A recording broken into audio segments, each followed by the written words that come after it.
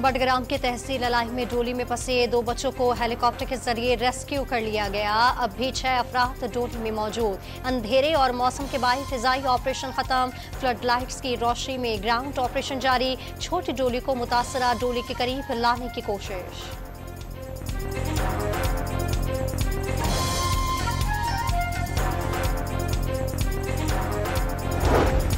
निगरां वज़ीर-ए-आज़म ने Budgam rescue operation की खुद निगरानी शुरू कर दी। ऑपरेशन में पेशरफ्त पर खुशी का भी इजहार। अनवारुल हक काकड़ ने रेस्क्यू ऑपरेशन की तकमील तक निगरानी करने का अज़्म जाहिर कर दिया।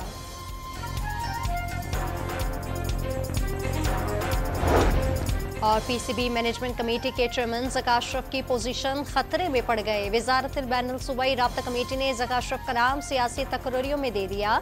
सरबराह PCB management committee Zaka Ashraf को हटाने की समरी निगरां वज़ीर-ए-आज़म को इरसाल।